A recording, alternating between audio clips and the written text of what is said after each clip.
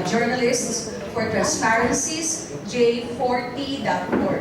Academically, he graduated in multimedia journalism from Ateneo de Manila University and has earned a master's in journalism and political science in Tribhuvan University in Nepal and a Fulbright Humphrey Fellow on investigative journalism and documentary filmmaking at the Walter Cronkite School of Journalism. He is currently working on investigative pieces related to accountability and transparency of the reconstruction work after the Nepal earthquake and is interested in the accountability of humanitarian work in South Asia. Please welcome Raj Bhandari. Thank you.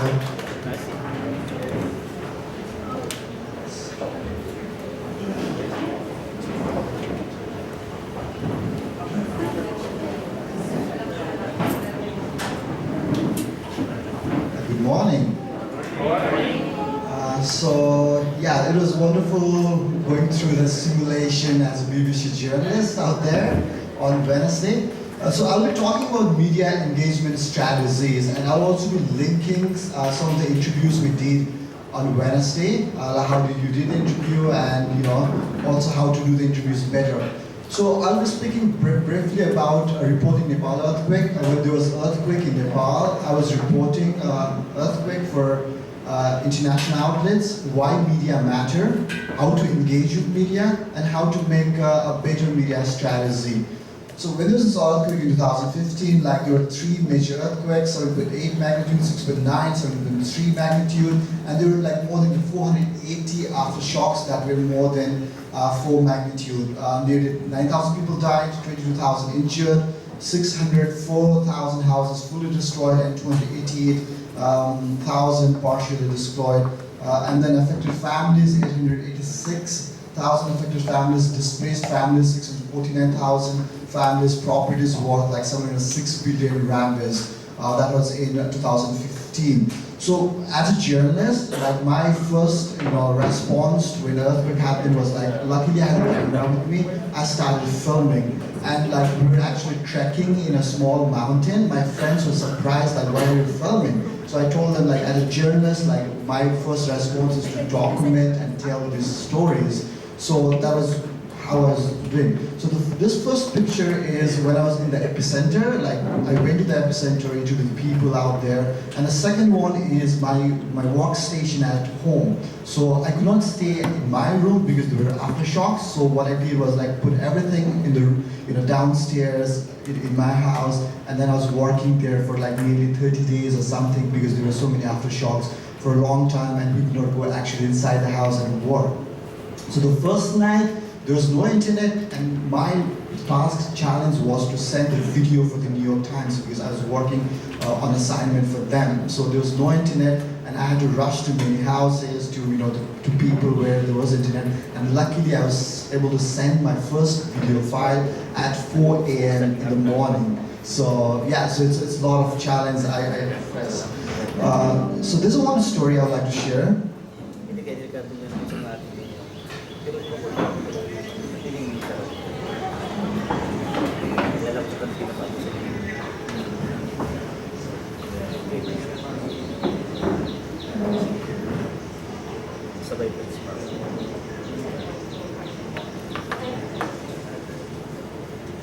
पैसा केही छैन हैन यो पनि तालाउनलाई कसरी तालाउने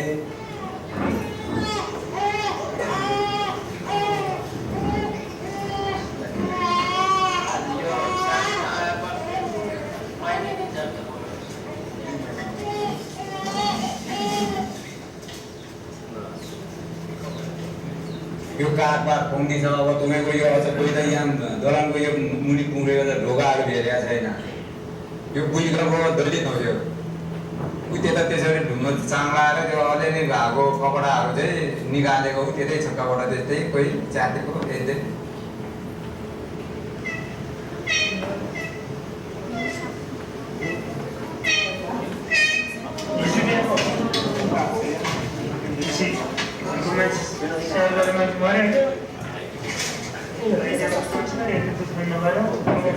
Master त्यसले share भएर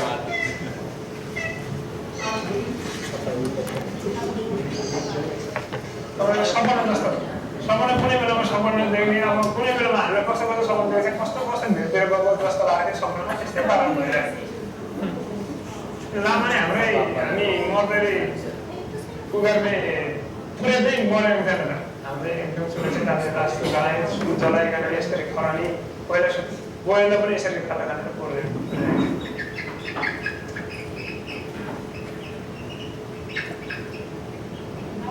भित्र भुलिया भने नि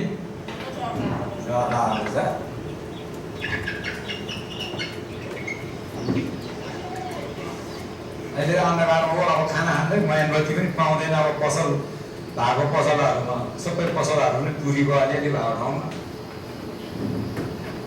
चिर मात्रै नै फसिएको छ मोबाइल आउनु भएको छ घाँस गिर्दै खप्छ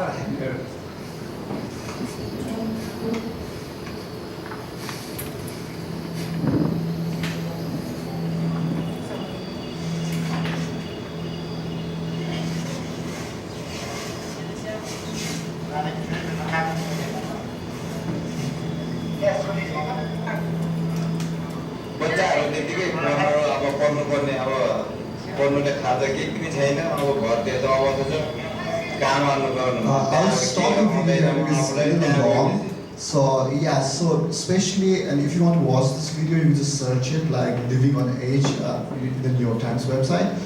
So what happened, like why I chose the family and why I went to that village is because like he was one of the people where like many people died in that village and his family members, he lost family members. So it's important for us, like when we're telling the stories, to find a character who could tell the story of the whole village or the entire nation. So it was more like a documentary story following that family going to the village. So when I had to go to the village, I had to walk literally for 2-3 hours to reach to him, and then spend like 2 days and then follow all these activities. So when something like this happens, like when disaster happens, like what we reach out to is for victims, survivors, hospital doctors, army, police, and all the people who could tell the story better. So another thing I also wanted to share is this graph from Khalif. Especially this graph shows like when there's a disaster, like how much media span will the international outlet have. So this actually analyzes like about Nepal and earthquake before the earthquake and after the earthquake. So if you could see that, like that was on 24th or 25th, 2015. That was right during the earthquake where like media outlets were reporting about Nepal earthquake. But after the earthquake, after 72 hours, the stories actually decreased so much. So that will normally happen during any disasters anywhere in the world. So like if anything happens, the 72-hour is very important. So as a humanitarian, as an NGO worker or another professional, so like if you want to get anything out, those 72 hours are quite important. And why media matter is like basically the role of media is critical, and because media like they do objective reporting and important information, voice for the people, disseminate reliable information, report ground stories, make government accountable, promote resilience, monitor response, recovery, and rehabilitation, and help in key policy changes. That's why media is so important, and like everyone needs to work together for it. Another one is also, you could also reach out to global audience. Like if you're working with media, then another thing what happens is like your stories from ground will be disseminated to thousands of people. Like it's a global village, so anything there will reach out to many people. So your good work as well. So as humanitarian worker, like what you could do is also show some of the best works you have been doing in the ground. Also, it's also good for fundraising. Like if you're doing great works and the stories are carried, then I'm sure like it will also help your fundraising work. I also want to list out some of the core principles in media or in journalism. Normally, like there's a tendency that people don't understand how journalists work, like because we think it in a little bit different way, that's what they think. But these are the core values or principles that we work upon, like truth, accuracy, independence, fairness and impartiality, humanity and accountability. So these are the core values. So how to engage with media? So we did a sort of simulation on Wednesday. So how to engage with media is like, so the first thing you need to understand is what is a message, like what's the message you want to communicate. That's the first thing. And the second thing is who are you targeting to? Your message is for whom. And the third is how you want to deliver that message. So that's very important. What you want to communicate, who do you want to communicate to, and how you want to communicate. So these are quite important. So normally what happens is if a journalist comes, then normally people do just give the information and all these things. But if you have a strategy in mind, if you have a better media strategy, I think you could reach out to your goal. So it's always better to have a communication officer. It's also good to have a press release if there is there. Like last time when we did a simulation on Wednesday, like I'm sure there was no time, but like we didn't have a press release or a fact sheet, something like that. So it's always good to have a fact sheet or press release if it's possible. Also to list out success stories, because like success stories are really important and they could actually help bring change. So it's important. Another is also have multimedia elements. So if you have a communication officer or somebody, then it's always good to send people with cameras, or now the DSLRs that you have, or the mobile phones that you have, they could do videos and pictures and audio as well. So it's always good to have multimedia elements, and also updated website and social media channels. Now it's like because of the social media, especially the media, and we journalists are constantly monitoring social media, what's happening, who's posting what, because we can't go to everywhere. So during that time, like what we could do is we could actually reach out to you, verify the information or verify the picture or video and use it in our story. So I want to play this video that we did on Wednesday. Okay. Informed 8 days after the disaster, I'm representing BIARI Without Borders. Upon right now, we have 52,000 internally displaced persons in a messy environment, in a messy refugee camp. We just talked to the mayor, and it's really devastating.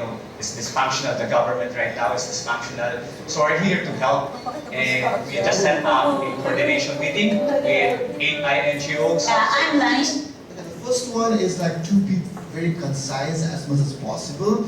Normally for news stories, how much interview we'll be using is maybe for 15 seconds to 30 seconds for news stories. If that's an interview, it will be used for like 2 or 3 minutes. Or if that's for a longer section, that's a different thing. But normally what we'll be using in the news video is only 15 to 20 or 30 seconds. So you have to be very concise as much as possible. So let's listen to this. Okay. I think.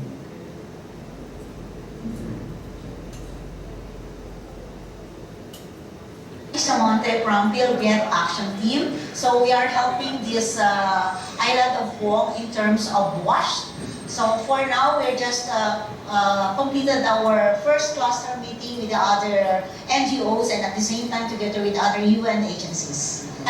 Coming from the ground and based from the interviews coming from the locals, they really needed the basic items just like the water, and primarily there's quite a lot of numbers of NGOs coming in and coming from the 8 groups. We have around 7 who are willing to share in terms of water distribution. So what we did is to divide among ourselves on how to do it. So we were able to talk to some locals, and actually he was still in state of shock and couldn't give us a very definite information on the current status.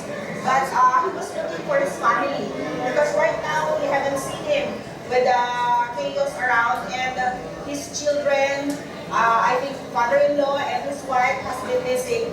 So far, we have a deficit of 5,572 shelter, and we're currently working. What we will do, our strategy will be cash forward. So we will have the evacuees, those who are staying in stable condition, to be cash forward. So they do the shelter for other camps area. Hi, my name is Errol. I am Communication Officer for Action Against Water Degradation. We are in a difficult situation, but what we are preventing is mortality. Now, we are trying to improve the situation, but our priority is to save lives.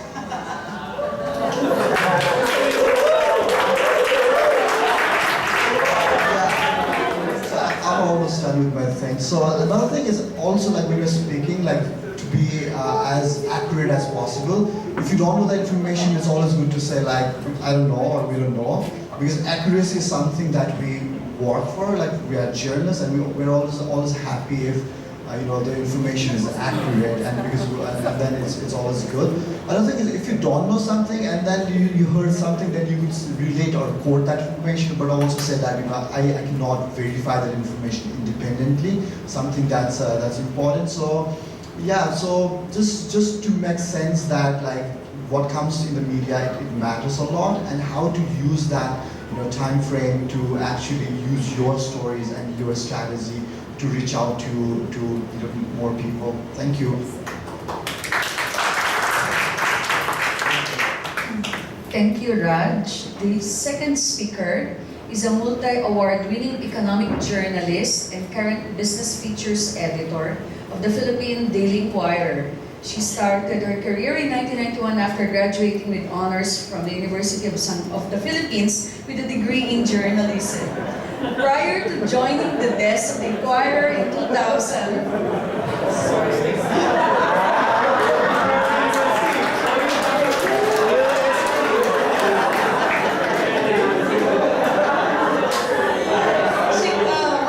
you also have a journalism major.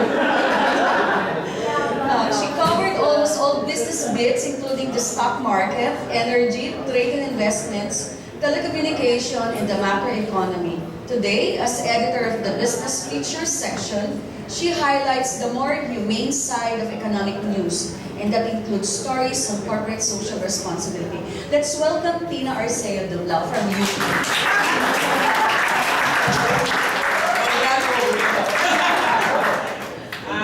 I'll just add to what my colleague here said, no need to repeat it. So, I guess I'll just give a more local version of what we do now. So, just like disaster response, communication is also, must be done before a disaster strikes.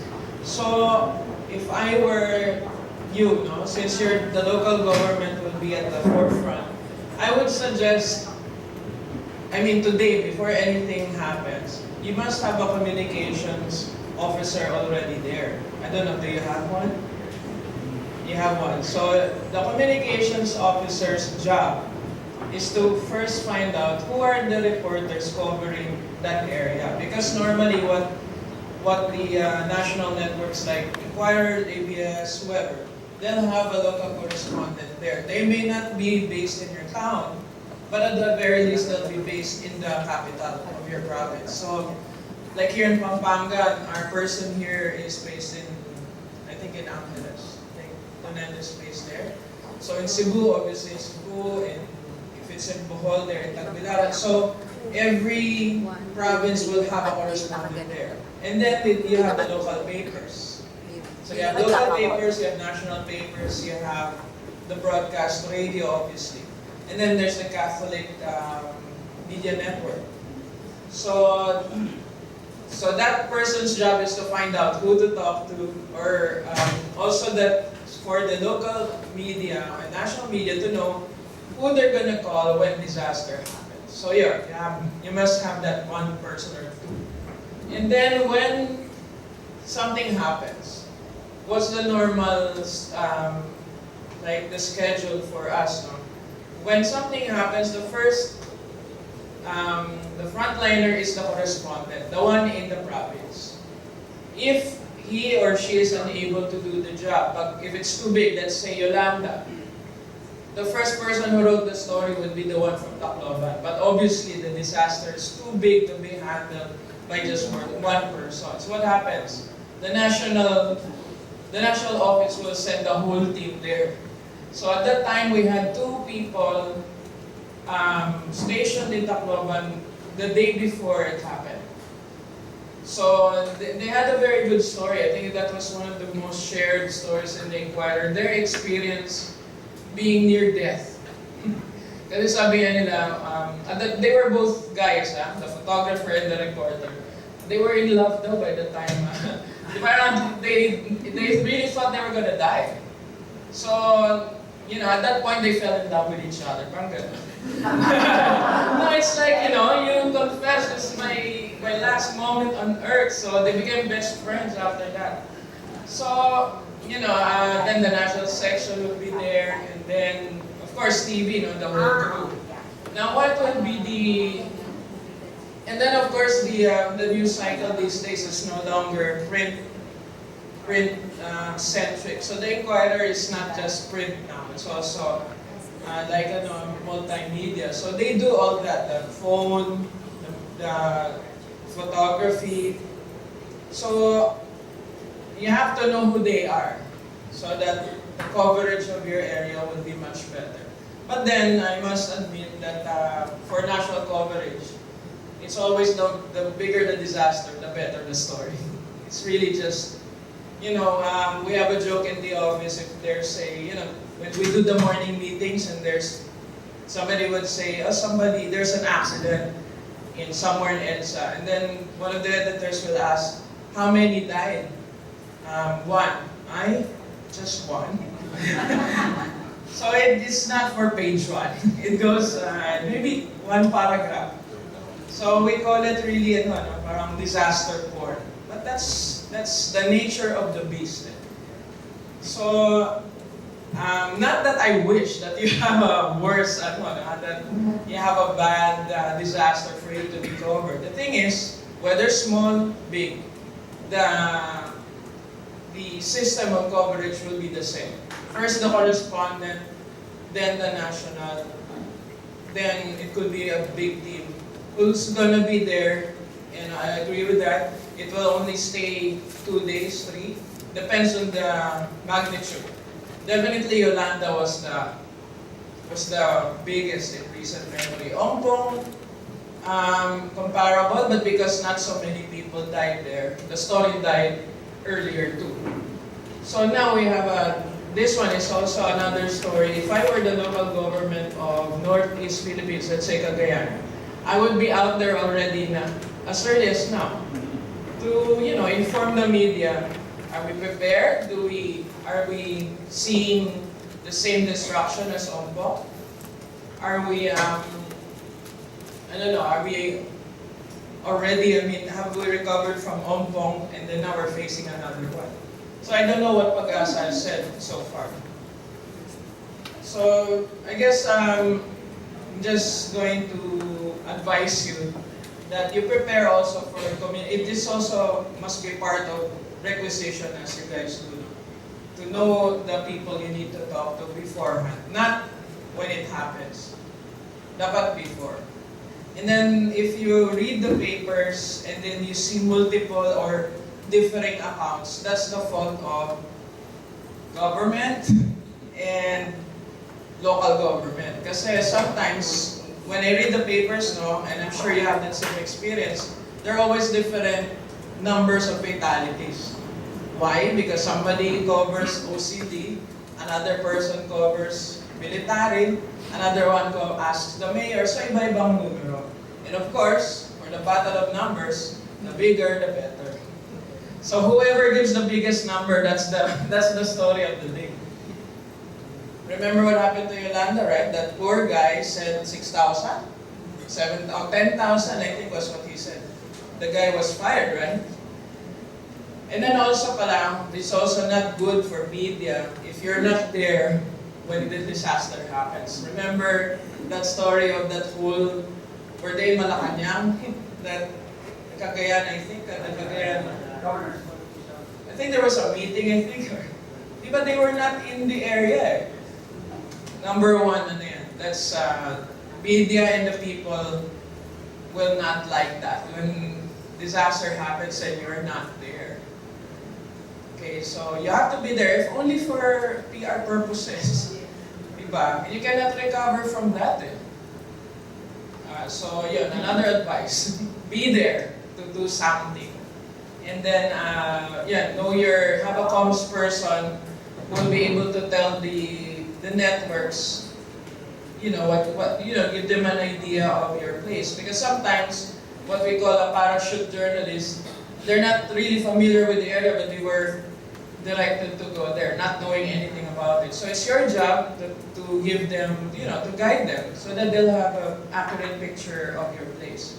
It's a two-way, we have to help each other. You provide the data, and we provide that data to the greater public. So I guess I'll just open on the questions so we have more time. So that's our disaster world. Salamat. May katanungan na. I'm asking you questions. Ano?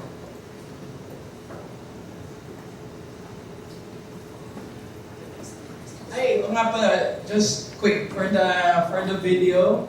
The first guy, you'll not have a job the next day.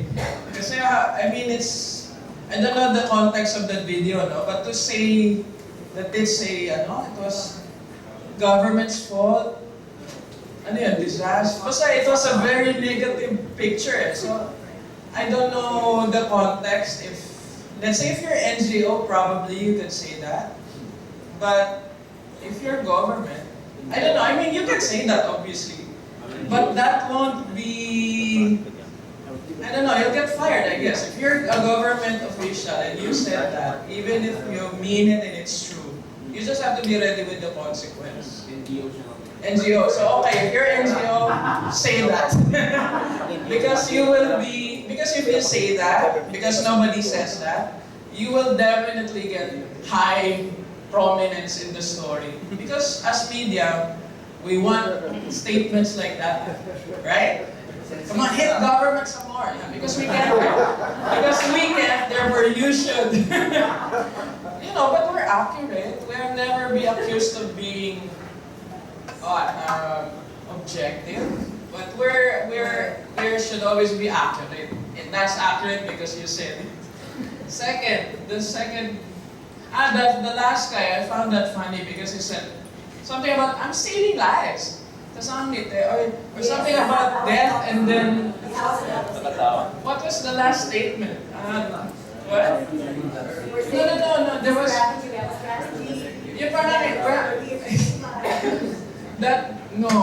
when you do interviews, especially disaster, please do not smile. No, do not. Because a disaster na we should look, because what are the two feelings that you have to address as local government whenever there's disaster? One, uncertainty. Second, fear. Right? Those two. And if you're addressing somebody who's frantic, the public is frantic, you cannot smile. Dapat serious tayo, di ba? We're serious about the work that's ahead and sympathy for those who died. So hindi pwede yung last nga na, I forgot the last line, but it was totally different from the facial expression. So it should be the same, okay? So those two things are fear, uncertainty. So this data that you're going to give as a press release should address those two. Meaning, we have requisition, we are there in evacuation areas, we have enough food, etc. We have already coordinated at the national. Para yung the one who's reading, parang, oh, okay, so they're good.